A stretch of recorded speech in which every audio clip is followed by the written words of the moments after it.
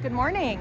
So I am waiting for the bus to take me on a bit of a southern loop exploration today. So I'm going to stop in a couple of different places, definitely in Castletown, and see some more of those heritage sites with my little pass. And then I think I'm going to go to Port Erin and Port St. Mary, which are kind of like the final little towns before you kind of run out of reliable bus service on the southern direction. So yeah, I'm gonna go explore that direction today and we'll see what we see. Welcome to Castletown. Let's go adventure. So Castletown used to be the old capital of the Isle of Man, and this was their old parliament, the House of Keys. So just wander down to the waterfront. It's super pretty. Tide's way out. But this is another cute little town. Seems like the only non-cute little town is Douglas, where I'm staying. And it's not that it's not a nice place, it's just not very small. Not very cute because of that, but it's fine for what it is. But yeah, it's nice to get out to these smaller places. So this is the old grammar school. It is the oldest building to survive on the entirety of the Isle of Man. So it was built, they think, in about 1200. It was originally as a church. You can see here, St. Mary's Chapel. There's that little sign there. But then they turned it into a grammar school, which is like elementary school. And this is what it looks like inside. So you can see it's still kind of set up like a school. In like 1950, it was preserved, meaning that like made sure that people couldn't knock it down to build this car park, which is useful, but you know, maybe less historically important. Yeah, so now it's this random little bit that's preserved in the middle of this parking lot.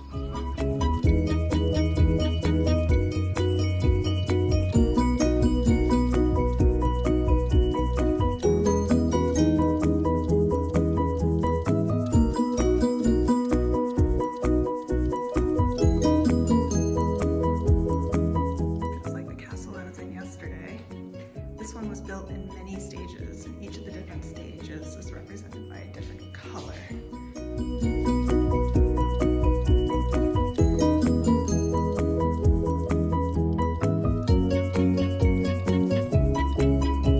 Welcome to the top of the castle.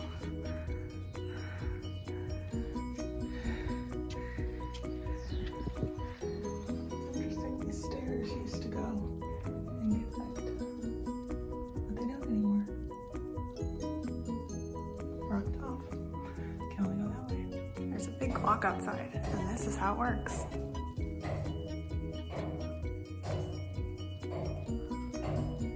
Very cool. It's a recreation of the big fancy dining hall the king would have had.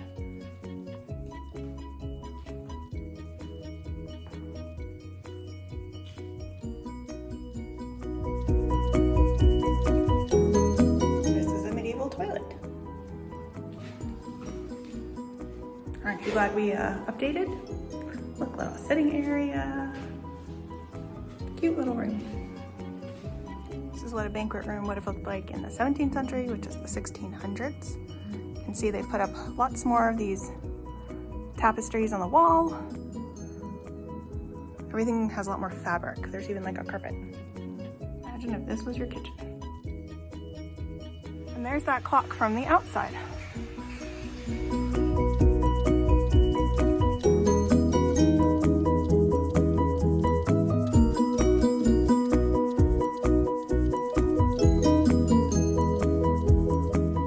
Welcome to Port St. Mary.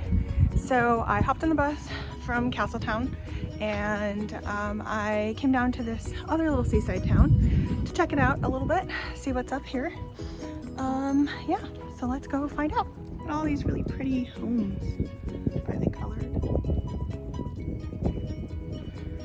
Lovely little beach. And I think that's more of like the city center area. That's what it looks like back when it was built in like 1903. The water looks so lovely. It's probably freezing though. I'll try to put my feet in later. here's the actual port part of Port St. Mary. Very quaint. So there's a coastal footpath around the whole of the Isle of Man. I think it's about 12 different portions, and some of them are like really hard and in the middle of nowhere. And if you can't finish it, then tough luck for you. And some of them are very short and really close to like buses and things like that.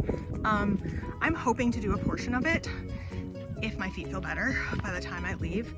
So I'm thinking maybe a couple days from now. And I either start here or start in Port Erin and then walk from one to the other. There's like this big peninsula that juts out. So this would be part of the path that I'd either start on or finish on, depending on which direction I go. Fingers crossed that I can do it. Well, I walked the like 5 seconds from one end of town to the other, and I think I've seen all of Port St. Mary's. So I might try to see if I can't catch a bus back to Port Erin and see what's up there.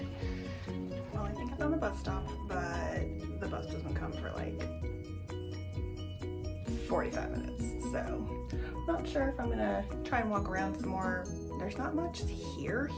Like there's people's houses and stuff, but the few restaurants and shops and things like that don't seem to be opened. I don't know if it's because we're out of season or if it's just too early or what, but we'll see. Hello and welcome to Port Erin, which is already much more lively than Port St. Mary. Erin, your port is superior to the other one, just so you know. Yeah, so I'm gonna poke around, see what there is to see here, maybe get some food. It's like almost 1. Yeah, this is the happening place to be. Look at all those people.